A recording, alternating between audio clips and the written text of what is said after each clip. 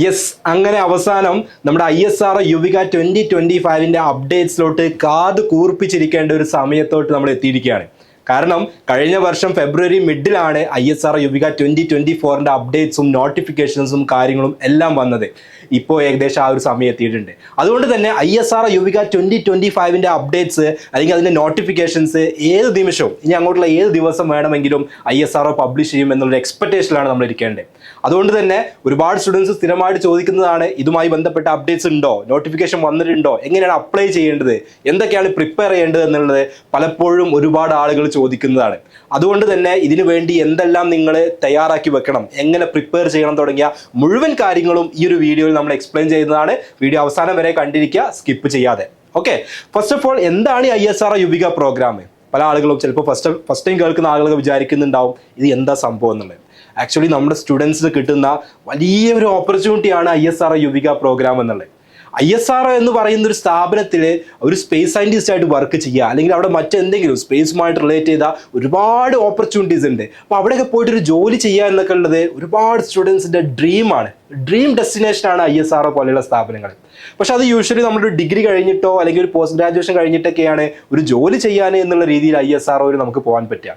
എന്നാൽ അതിനെല്ലാം എത്രയോ മുൻപ് നമ്മൾ 9ാം ക്ലാസ്സിൽ പഠിച്ചുകൊണ്ടിരിക്കുന്ന സമയത്ത് ISROയിൽ പോകാനും അവിടെയുള്ള എക്സ്പേർട്ട് ആയിട്ടുള്ള, നമ്മളൊക്കെ ജസ്റ്റ് പുസ്തകങ്ങളിലും TV-കളിലും മാത്രം കണ്ടിട്ടുള്ള അവിടുത്തെ ഏറ്റവും ഫേമസ് ആയ സയൻറ്റിസ്റ്റുമാരോട്, അവിടുത്തെ ചെയർമാൻ അടക്കമുള്ള തലമുതിർന്ന ആളുകളോട് അവരുമായിട്ട് ഇൻട്രാക്ട് ചെയ്യാനും അവരുടെ എക്സ്പെർട്ടീസ്, കഴിഞ്ഞ ഒരുപാട് വർഷങ്ങളിൽ അവർ ഉണ്ടാക്കിയെടുത്തുള്ള അവരുടെ എക്സ്പീരിയൻസ് അതെല്ലാം നേരിട്ട് മനസ്സിലാക്കാനുമുള്ള ഒരു ഓപ്പർച്യൂണിറ്റിയാണ് ISRO യുവിക പ്രോഗ്രാം. ISROയിൽ വെച്ച് കണ്ടക്ട് ചെയ്യുന്ന, ISROയുടെ ഡിഫറെൻറ്റ് സെൻറ്റേഴ്സിൽ വെച്ച് കണ്ടക്ട് ചെയ്യുന്ന 2 വീക്സ് നീണ്ടു നിൽക്കുന്ന ഒരു ക്യാമ്പ്. അപ്പോൾ ഈ ഒരു ഓപ്പർച്യൂണിറ്റി നമ്മുടെ സ്റ്റുഡൻസിന് കിട്ടണ്ടേ? യെസ്, ആക്ച്വലി ഇത് നാഷണൽ ലെവലിലുള്ള ഓൾ ഓവർ ഇന്ത്യ സെലക്ട് ചെയ്യുന്ന ഒരു ലിമിറ്റഡ് നമ്പർ ഓഫ് സ്റ്റുഡൻസിനെ മാത്രമാണ് ഈ ഒരു പ്രോഗ്രാമിലോട്ട് എല്ലാ വർഷവും സെലക്ട് ചെയ്യാറുള്ളത്. അപ്പോൾ കുറഞ്ഞ ഒരു 2-3 വർഷം മുന്നേ വരെ കേരളത്തിലുള്ള സ്റ്റുഡൻസിനൊന്നും ഇതിനെക്കുറിച്ച് ഒന്നും അറിയില്ലായിരുന്നു. ഇങ്ങനെ ഒരു പ്രോഗ്രാം ഉണ്ടെന്നോ അല്ലെങ്കിൽ അതിന് പോകണമെന്നോ അല്ലെങ്കിൽ പോയാൽ ഇന്നെ ഓപ്പർച്യൂണിറ്റീസ് ഉണ്ടെന്നോ ഒന്നും ആർക്കും അറിയില്ലായിരുന്നു. അങ്ങനെ ഒരു 2 വർഷം മുന്നെയാണ് ഈ ഒരു ഓപ്പർച്യൂണിറ്റിയെ കുറിച്ച് നമ്മുടെ യൂട്യൂബ് ചാനൽ വഴി നമ്മുടെ സ്റ്റുഡൻസിലൂടെ എത്തിക്കുന്നതും എക്സാം വാല്യൂ ലേണിംഗിൻ്റെ ഫൗണ്ടേഷൻ കോഴ്സിലുള്ള സ്റ്റുഡൻസിന് ഇതിനു വേണ്ടിയുള്ള ഒരു ഗൈഡൻസ് കൊടുക്കുന്നതും. അങ്ങനെ കഴിഞ്ഞ 2 വർഷത്തിനുള്ളിൽ എക്സാം വാല്യൂ ലേണിംഗിൽ നിന്ന് 6 സ്റ്റുഡൻസ് ആണ് ISRO യുവിക പ്രോഗ്രാമിലോട്ട് ഓൾ ഓവർ ഇന്ത്യയിൽ നിന്ന് ലിമിറ്റഡ് നമ്പർ ഓഫ് സ്റ്റുഡൻസിനെ സെലക്ട് ചെയ്യുന്ന ഈ ഒരു പ്രോഗ്രാമിലോട്ട് സെലക്ഷൻ കിട്ടിയിട്ടുള്ളത്. അപ്പോൾ ഇവർക്ക് കിട്ടിയിട്ടുള്ള ഒരു ഓപ്പർച്യൂണിറ്റി എന്ന് പറഞ്ഞാൽ എത്രയോ ആളുകൾ സ്വപ്നം കാണുന്ന ഒരു അവസരമാണ്. ISROയിലോട്ട് പോകാനും അവിടെയുള്ള ഡിഫറെൻറ്റ് പ്രോഗ്രാംസിൽ അവിടെ താമസിച്ചുകൊണ്ട്, അവിടെ തന്നെയാണ് താമസവും ഭക്ഷണവും കാര്യങ്ങളൊക്കെ, ആ ഒരു 2 വീക്സ് അവിടെ തന്നെയാണ്.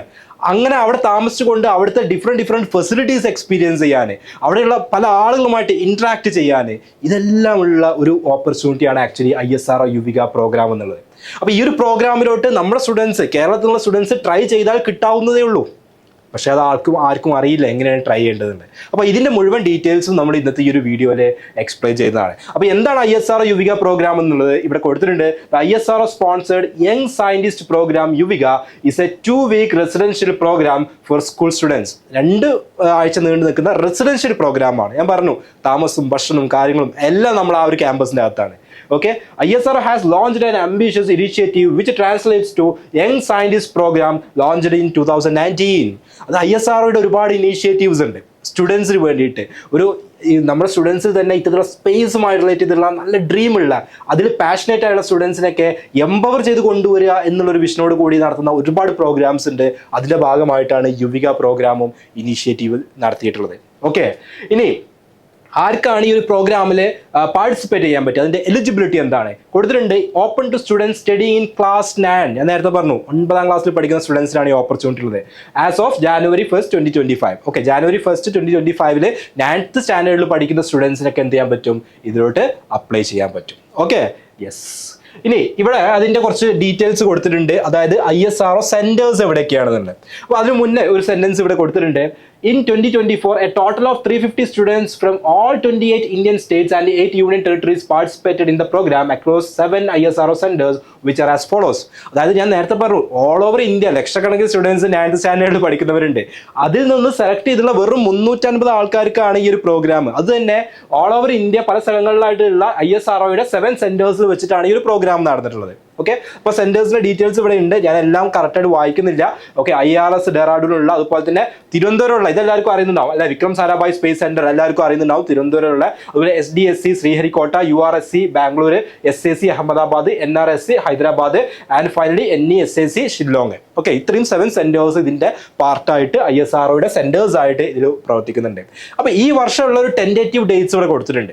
കഴിഞ്ഞ വർഷത്തെ ഡേറ്റ്സുമായി മാച്ച് ചെയ്ത് നോക്കുമ്പോൾ കഴിഞ്ഞ വർഷം ഫെബ്രുവരി മിഡിലാണ് ഇതിന് നോട്ടിഫിക്കേഷൻ വന്നത്. അപ്പോൾ ഓൾമോസ്റ്റ് ഈ ഒരു 2025 ഫെബ്രുവരി മിഡിൽ തന്നെ നമുക്ക് എന്ത് ചെയ്യാൻ പറ്റും, ഇത് എക്സ്പെക്ട് ചെയ്യാൻ പറ്റും.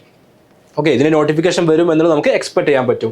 അതുപോലെ തന്നെ ഡേറ്റ് ഓഫ് യുവിക 2025 രജിസ്ട്രേഷൻ ഏകദേശം 2025 ഫെബ്രുവരി മിഡ് മുതൽ ഒരു മാർച്ച് വരെയുള്ള ടൈമിന്റെ ഇൻ ബിറ്റ്വീൻ ആയിട്ടായിരിക്കും അതിന്റെ രജിസ്ട്രേഷൻ ക്ലോസിംഗ് ഉണ്ടായിരിക്കുക.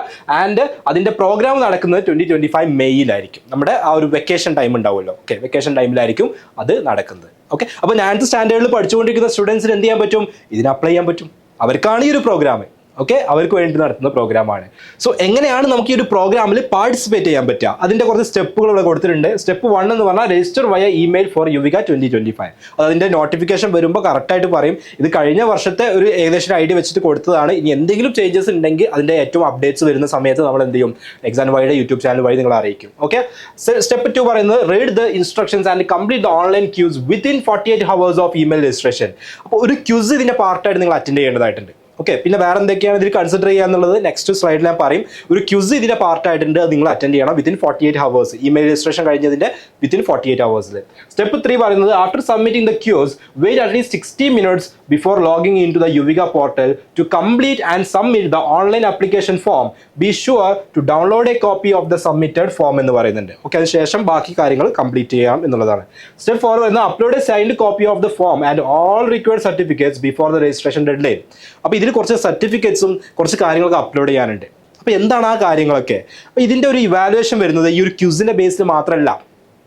ഓക്കെ, അതായത് നിങ്ങൾക്ക് ഈ ഒരു പ്രോഗ്രാമിലൂടെ സെലക്ഷൻ കിട്ടണമെന്നുണ്ടെങ്കിൽ അതിൻ്റെ രജിസ്ട്രേഷൻ്റെ ഒരു സ്ട്രക്ചറാണ് പറഞ്ഞത്. ഓക്കെ, ഇതിൽ ചിലപ്പോൾ ചേഞ്ചസ് വന്നേക്കാം, പുതിയ ഈ ഒരു ഇയറിൻ്റെ നോട്ടിഫിക്കേഷൻ വരുമ്പോൾ വരാതിരിക്കാം. കാരണം പറയാൻ പറ്റില്ല, എന്തെങ്കിലും ചേഞ്ചസ് ഉണ്ടെങ്കിൽ അത് നമ്മൾ ആ സമയത്ത് എന്ത് ചെയ്യുക, അപ്ഡേറ്റ് ചെയ്യാം. പക്ഷേ കഴിഞ്ഞ വർഷങ്ങളിലെല്ലാം സംഭവിച്ചിട്ടുള്ളൊരു കാര്യം, ഇതിലോട്ട് സെലക്ഷൻ കിട്ടാൻ വേണ്ടിയിട്ട് കുറച്ചധികം കാര്യങ്ങൾ കൺസിഡർ ചെയ്യുന്നുണ്ട്.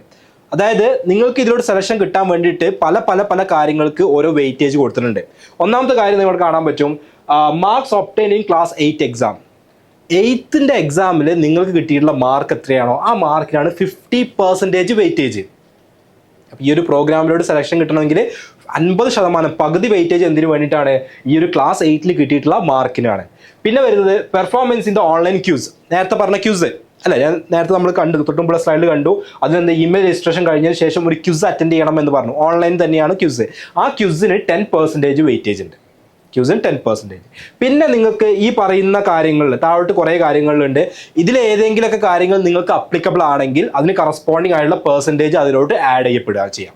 ഓക്കെ, അതായത് ഫോർ എക്സാമ്പിൾ നിങ്ങൾക്ക് ഒരു ഒളിമ്പ്യാഡ് എക്സാം അല്ലെങ്കിൽ അതിൻ്റെ ഇക്വലൻ്റ് ആയിട്ടുള്ള ഒളിമ്പ്യാഡ് പോലത്തെ ഏതെങ്കിലും എക്സാമുകളിൽ നിങ്ങൾക്ക് റാങ്ക് ഉണ്ടെന്ന് വിചാരിക്കാം. ഇപ്പോൾ എക്സാം ബൈ ലേണിങ്ങിൻ്റെ ഫൗണ്ടേഷൻ കോഴ്സ് ചെയ്യുന്ന സമയത്ത് നമ്മൾ എപ്പോഴും പറയാറുള്ള കാര്യമുണ്ട്, നമ്മൾ ഈ ഫൗണ്ടേഷൻ കോഴ്സും കാര്യങ്ങളൊക്കെ ചെയ്യുന്നത് വെറുതെ സ്കൂളിൽ മാർക്ക് വാങ്ങാൻ വേണ്ടി മാത്രമല്ല. സ്കൂളിലെ മാർക്ക് ഓട്ടോമാറ്റിക്കലി ഫൗണ്ടേഷൻ കോഴ്സ് പോലത്തെ കോഴ്സ് ചെയ്യുമ്പോൾ കിട്ടും, കാരണം ഇത് അഡ്വാൻസ്ഡ് കോഴ്സാണ്. അതിൻ്റെ കൂടെ സ്കൂളിലത്തെ കോഴ്സ് ചെയ്യുന്നതിൻ്റെ കൂടെ നമുക്ക് എന്തും കൂടെ വേണം, ഇത്തരത്തിലുള്ള കോമ്പറ്റേറ്റീവ് എക്സാമുകൾക്കുള്ള സ്കില്ലും കൂടെ വേണമെന്ന്. അപ്പോൾ അങ്ങനെ നിങ്ങൾ ഒരു ഫൗണ്ടേഷൻ കോഴ്സൊക്കെ ചെയ്ത് ഒരു ഒളിമ്പ്യാഡ് എക്സാം ക്വാളിഫൈ ചെയ്ത ആൾക്കാരാണെങ്കിൽ, അങ്ങനെയുള്ള അച്ചീവ്മെന്റ്സ് ഉണ്ടെങ്കിൽ നിങ്ങൾ താഴോട്ട് കാണുന്ന കാര്യങ്ങൾ പലതിനും നിങ്ങൾക്ക് യൂസ്ഫുൾ ആവും. അപ്പോൾ അങ്ങനെ ഒരു ഒളിമ്പ്യാഡ് എക്സാമിൽ നിങ്ങൾക്ക് ഒരു 1 to 3 റാങ്ക് ഏതെങ്കിലും ലെവലിൽ, സ്കൂൾ ലെവലിലോ ഡിസ്ട്രിക്ട് ലെവലിലോ അല്ലെങ്കിൽ സ്റ്റേറ്റ് ആൻഡ് അബവ് ലെവലിലോ ഒക്കെ ഉണ്ടെങ്കിൽ അതിന് കറസ്പോണ്ടിങ് ആയിട്ട് സ്കൂൾ ലെവലിലാണെങ്കിൽ 2%, അല്ലെങ്കിൽ ഡിസ്ട്രിക്ട് ലെവലിൽ കിട്ടിയിട്ടുണ്ടെങ്കിൽ 4%, അല്ലെങ്കിൽ അതിന് മുകളിലോട്ട് കിട്ടിയിട്ടുണ്ടെങ്കിൽ 5% വരെ എക്സ്ട്രാ എന്ത് ചെയ്യും, നിങ്ങൾക്ക് ഇതിലോട്ട് ആഡ് ചെയ്യപ്പെടും. ഇനി നിങ്ങൾക്ക് എന്തെങ്കിലും സ്പോർട്സ് കോമ്പറ്റീഷൻസിൽ നിങ്ങൾ വിന്നേഴ്സ് ആണെങ്കിൽ, ഏതെങ്കിലും സ്പോർട്സ് കോമ്പറ്റീഷൻസിൽ ഇതുപോലെ തന്നെ നിങ്ങൾ 1 to 3 റാങ്ക് സ്കൂൾ ലെവലിലോ ഡിസ്ട്രിക്റ്റിലോ സ്റ്റേറ്റ് ആൻഡ് അബോവിലൊക്കെ ഉണ്ടെങ്കിൽ ഇതേപോലെ തന്നെ പെർസെൻറ്റേജസ് അതിനും കിട്ടും. പിന്നെ ഉള്ളത് സയൻസ് ഫെയർ പാർട്ടിസിപ്പേഷൻ. സയൻസ് ഫെയറിൽ നിങ്ങൾ സ്കൂൾ ഡിസ്ട്രിക്ട് സ്റ്റേറ്റ് ലെവലിലൊക്കെ ഉണ്ടെങ്കിൽ അതും ഇതുപോലെ തന്നെ എന്ത് ചെയ്യും, ഇത്തരത്തിലുള്ള പെർസെൻറ്റേജ് അതിനുണ്ട്. ഓക്കെ, പിന്നെ scout and guides, NCC, NSS member in last 3 years ഇതിലേതെങ്കിലും ഉണ്ടെങ്കിൽ, ഇതൊക്കെ ലാസ്റ്റ് 3 years ആണ് കേട്ടോ. ഇതൊക്കെ ലാസ്റ്റ് 3 yearsന്റെ കേസാണ് പറയുന്നത്. ഓക്കെ, ഈ വർഷം തന്നെ എന്നുള്ളതല്ല, 9th എന്നുള്ളതല്ല, ലാസ്റ്റ് 3 years ഉണ്ടെങ്കിൽ കൺസിഡർ ചെയ്യും. ഓക്കെ, ഇതിലേതെങ്കിലും നിങ്ങൾ പാർട്ടിസിപ്പൻ്റ് ആണെങ്കിൽ നിങ്ങൾക്ക് 5% അവിടെ കിട്ടും. അതുപോലെ തന്നെ studying in village or rural school located in panchayat area. നിങ്ങളുടെ സ്കൂൾ ഒരു പഞ്ചായത്ത് ഏരിയയിലാണെങ്കിൽ, നിങ്ങൾ പഠിക്കുന്ന ഒരു പഞ്ചായത്തിലാണെങ്കിൽ നിങ്ങൾക്ക് 15% വെയിറ്റേജ് അവിടെ ഉണ്ട് എന്നുള്ളതാണ്. അപ്പോൾ ഇവിടെ നിങ്ങൾ ശ്രദ്ധിക്കേണ്ട ഒരു കാര്യം എന്താ വെച്ചാൽ, ഇതിൽ നിങ്ങൾക്ക് അപ്ലിക്കബിൾ ആയുള്ള കാര്യങ്ങളെല്ലാം വെച്ച് അപ്ലൈ ചെയ്യണം എന്നുള്ളതാണ്. ഓക്കെ, എല്ലാം അപ്ലൈ ചെയ്യാം. കാരണം ഇതെല്ലാം ജനറിക്കാണ്. ഇപ്പോൾ ഒരാൾ ചോദിക്കുകയാണ്, സർ ഇന്ന എക്സാമുണ്ട് ഇന്ന സർട്ടിഫിക്കറ്റ് ഇതിന് പറ്റുമോ എന്ന് ചോദിച്ചു കഴിഞ്ഞാൽ നമുക്കും അത് സ്പെസിഫിക്കലി പറയാൻ കഴിയില്ല. കാരണം ഇതാണ് ISRO തരുന്ന ഗൈഡൻസ് ഇതാണ്. അപ്പോൾ അതിൽ നമുക്ക് റെലവൻ്റ് ആണെന്ന് തോന്നുന്ന കാര്യങ്ങളെല്ലാം എന്ത് ചെയ്യാം, നമ്മൾ അപ്ലൈ ചെയ്യാം. ഓക്കെ, ഏറ്റവും ഇമ്പോർട്ടൻ്റ് ആയിട്ടുള്ള കാര്യങ്ങൾ എടുത്തിട്ട് ഇതിൽ പറയുന്ന റെലവൻ്റ് ആയിട്ടുള്ള കാര്യങ്ങളൊക്കെ വെച്ച് നിങ്ങൾ അപ്ലൈ ചെയ്യുക. കാരണം മാക്സിമം നിങ്ങൾ അപ്ലൈ ചെയ്തോ എന്ന് അല്ലെങ്കിൽ കൺസിഡർ ചെയ്യുന്ന കാര്യങ്ങൾ നമുക്ക് എന്നാലും വെയിറ്റേജ് കിട്ടുമല്ലോ. ഓക്കെ, കാരണം അല്ലാതെ ഓരോ എക്സാമും പെർട്ടിക്കുലർ എടുത്തിട്ട് എന്ത് ചെയ്യുന്നില്ല, ISROയുടെ ഗൈഡ് ലൈൻസിൽ പറയുന്നില്ല. പറയാത്തതുകൊണ്ട് തന്നെ നമുക്കും എന്ത് ചെയ്യാൻ പറ്റില്ല, ഉറപ്പിച്ച് പറയാൻ പറ്റില്ല ഇന്ന എക്സാം പറ്റും ഇന്ന എക്സാം പറ്റില്ല എന്ന് പറയാൻ പറ്റില്ല. അപ്പോൾ ഈ ഒരു ജനറിക് ഐഡിയ ആണ് നമുക്കുള്ളത്. അപ്പോൾ ഇതിൽ പറ്റുന്ന ഇതിൽ കൺസിഡർ ചെയ്യാൻ പറ്റുന്ന മാക്സിമം കാര്യങ്ങൾ വെച്ചിട്ട് നിങ്ങൾ എന്ത് ചെയ്യുക, അപ്ലൈ ചെയ്ത് കൊടുക്കുക എന്നുള്ളതാണ്. ഓക്കെ, അപ്പോൾ ഇതാണ് അതിൻ്റെ ഒരു വെയിറ്റേജ് കാര്യങ്ങൾ പറയുന്നത്.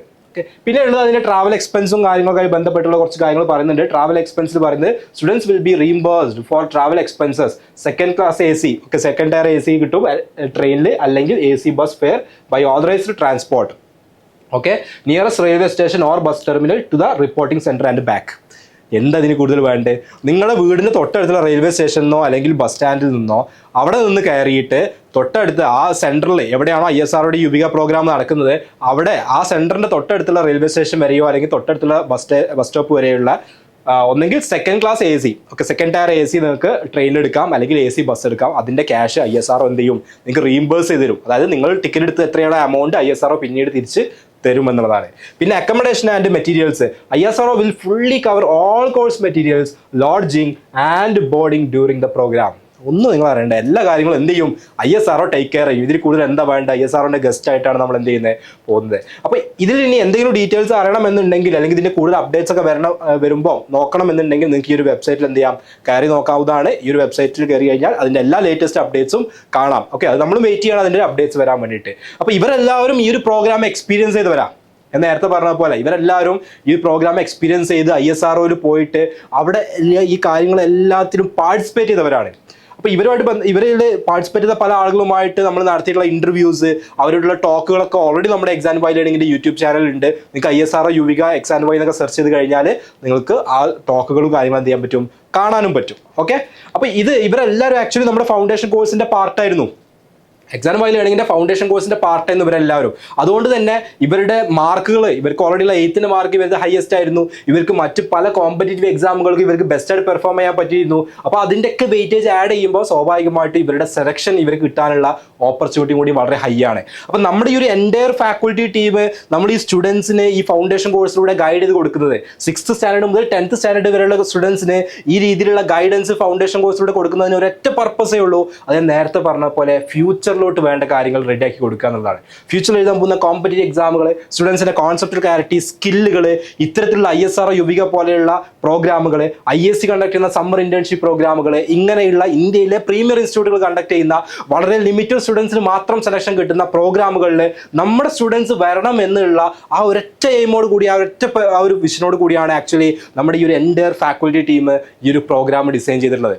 അപ്പോൾ ഇതെല്ലാവരും ഇത്തരത്തിലുള്ള പ്രീമിയർ ഇൻസ്റ്റിറ്റ്യൂട്ടുകളിൽ നിന്ന് കഴിഞ്ഞ് വന്നവരാണ് അല്ലെ. ഇവരെല്ലാവരും നിങ്ങൾക്ക് പരിചയമുള്ളത് എക്സാം വൈ ലേണിംഗിന്റെ യൂട്യൂബ് ചാനലിൽ പല സമയങ്ങളും നിങ്ങൾ കാണുന്നതാണ്. അപ്പോൾ നമ്മളെല്ലാവരും ഇത്തരത്തിലുള്ള പ്രീമിയർ ഇൻസ്റ്റിറ്റ്യൂട്ടുകളിൽ നിന്ന് കോഴ്സ് കഴിഞ്ഞ് വന്നതിന് ശേഷമാണ് നമ്മുടെ സ്റ്റുഡൻസിനെ ഇത്തരത്തിലുള്ള സ്ഥാപനങ്ങളിലോട്ട് ഗൈഡ് ചെയ്യാൻ വേണ്ടിയിട്ട്, അവർ അങ്ങോട്ട് എത്താൻ ഹെൽപ്പ് ചെയ്യാൻ വേണ്ടിയിട്ട് ഈ ഒരു ഫൗണ്ടേഷൻ കോഴ്സ് സ്റ്റാർട്ട് ചെയ്തിട്ടുള്ളത്.